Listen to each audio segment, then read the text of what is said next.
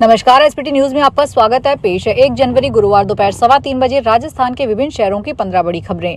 राजस्थान के पंचायती राज संस्थाओं के चुनाव पर नया अपडेट आया है। राजस्थान निर्वाचन आयोग ने पंचायती राज संस्थाओं के चुनाव के लिए तेजी से कदम बढ़ा दिया। आयोग ने सभी कलेक्टरों से 25 फरवरी तक मतदाता सूचियों को अंतिम रूप देने को कहा है। इससे फरवरी के बाद कभी भी चुनाव कराने का रास्ता साफ हो गया। राज्य निर्वाचन आयोग ने सभी कलेक्टरों को बतौर जिला निर्वाचन अधिकारी मतदाता सूचियों को अपडेट करने के लिए गाइडलाइन भेजी है। इसमें पंचायत चुनाव के लिए मतदाता सूची अपडेट करने के लिए तुरंत जुट जाने को कहा गया है। अगर कोई फर्जी डिग्री बनवाकर सरकारी कुर्सी हासिल करने का सपना देख रहा है तो अब उसका पकड़ा जाना लगभग तय है। नकली डिग्री से नौकरियों में होने वाले फर्जीवाड़े को रोकने के लिए राजस्थान सरकार ने बड़ा फैसला लिया है। अब राज्य की सभी सरकारी और प्राइवेट यूनिवर्सिटीज को अपनी डिग्री, डिप्लोमा, मार्कशीट और यहां तक कि माइग्रेशन सर्टिफिकेट पर भी अनिवार्य रूप से QR कोड छापना होगा। इस कदम से बड़े स्तर पर भर्ती प्रक्रियाओं में पारदर्शिता आएगी और फर्जी डिग्रियों पर रोक लगाना मुमकिन हो पाएगा। निर्जा मोदी स्कूल में छात्र अमायरा मामले में CBSE की ओर से स्कूल की मान्यता रद्द करने के निर्णय में अब स्कूल संगठनों ने मोर्चा खोल दिया है। निजी स्कूलों के संगठन CBSE के फैसले के विरोध में आ गए हैं। स्कूल संगठनों ने मान्यता रद्द करने के आदेश को वापस लेने की मांग की है। इधर CBSE की ओर से लिए गए निर्णय ने अभिभावकों में चिंता है। अभिभावकों का तर्क है कि आत्महत्या करने वाली छात्रा के प्रति गहरी संवेदना है, लेकिन स्कूल की गलती की सजा 5500 बच्चों को क्यों दी जा रही है। नववर्ष 2026 के स्वागत के लिए माता वैष्णो देवी के दरबार में श्रद्धा और उत्साह का सैलाब उमड़ पड़ा है। देश के कोने कोने से लाखों श्रद्धालु मां का आशीर्वाद लेने के लिए कटरा पहुंच रहे हैं, जिससे पूरी त्रिकुटा पहाड़ी जय माता दी की जयकारों से गूंज उठी है। भक्तों की इस अप्रत्याशित और रिकॉर्ड तोड़ भीड़ को देखते हुए श्री माता वैष्णो देवी श्राइन बोर्ड ने सुरक्षा व्यवस्था बनाए रखने के लिए एक बड़ा कदम उठाया है। प्रशासन ने वर्तमान में नए पंजीकरण और कार्ड जारी करने पर अस्थायी रूप से रोक लगा दी है। राजस्थान के विभिन्न जिलों में मौसम ने अचानक करवट ली है। प्रदेश के करौली, सीकर और अनूपगढ़ सहित प्रदेश के कई इलाकों में हुई मावठ ने यहां एक और आम जनजीवन में ठिठुरन बढ़ा दी है। वहीं दूसरी ओर ये किसानों के चेहरों के लिए सुनहरी बूंद बनकर आसमान से टपक रही है। कृषि विशेषज्ञों और किसानों का कहना है कि 15 से 31 दिसंबर के बीच होने वाली यह बारिश गेहूं, सरसों, चना और जौ जैसी रबी की फसलों के लिए अमृत के समान है, क्योंकि मानवीय सिंचाई से ज्यादा इन्हें इस प्राकृतिक सिंचाई की जरूरत होती है। उदयपुर में विद्या प्रचारिणी सभा भोपाल नोबल संस्थान का 104वां संस्थापना दिवस कल है। इस मौके पर होने वाले समारोह में मुख्य अतिथि केंद्रीय रक्षा मंत्री राजनाथ सिंह होंगे। संस्थान को नई ऊंचाइयों तक पहुंचाने वाले और खेल जगत में उत्कृष्ट योगदान देने वाले सदस्यों को लाइफ टाइम अचीवमेंट अवार्ड 2026 से सम्मानित किया जाएगा। महाराणा प्रताप खेल मैदान पर सुबह 11 बजे ये समारोह होगा।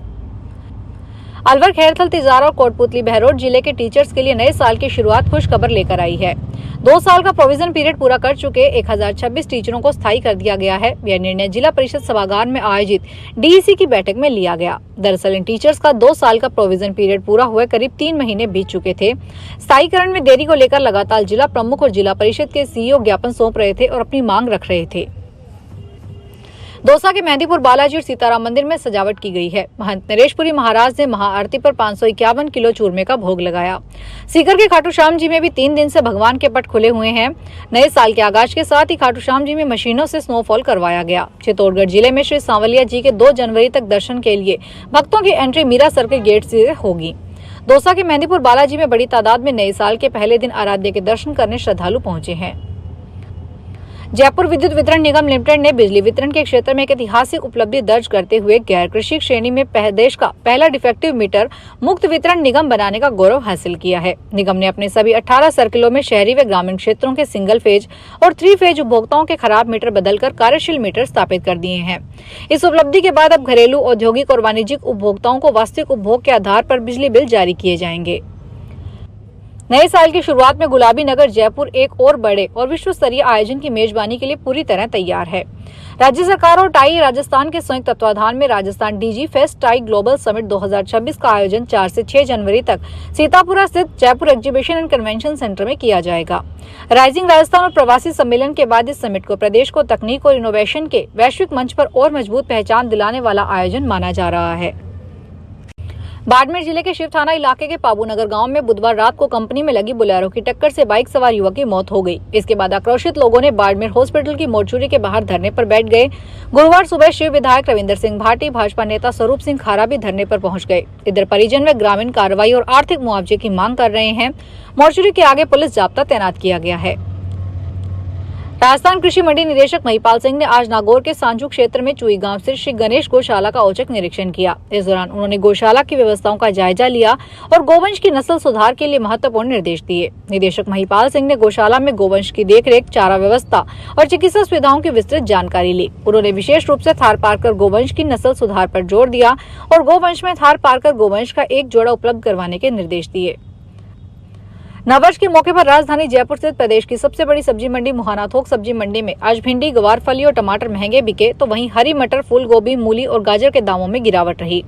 आज थोक मंडी में नींबू, शिमला मिर्च, पत्ता गोभी, लौकी, कद्दू, बैंगन और खीरा के दाम सामान्य रहे। दूसरी ओर मुहाना थोक सब्जी मंडी में आलू प्याज मंडी में आज आलू के दाम नीचे रहे, तो प्याज और लहसुन के दामों में थोड़ा इजाफा देखने को मिला। नए साल के पहले दिन जयपुर एयरपोर्ट पर फ्लाइट्स के रद्द और लेट होने से पैसेंजर्स को परेशान होना पड़ा। इंडिगो की बेंगलुरु रूट की उड़ानें अचानक कैंसिल कर दी गई। वहीं गुवाहाटी जाने वाली फ्लाइट 4 घंटे देरी से रवाना हुई। ऑपरेशनल और मौसम संबंधी कारणों के चलते पैसेंजर्स को एयरपोर्ट पर लंबा इंतजार करना पड़ा। दोनों फ्लाइट को ऑपरेशनल कारणों के चलते रद्द कर दिया गया।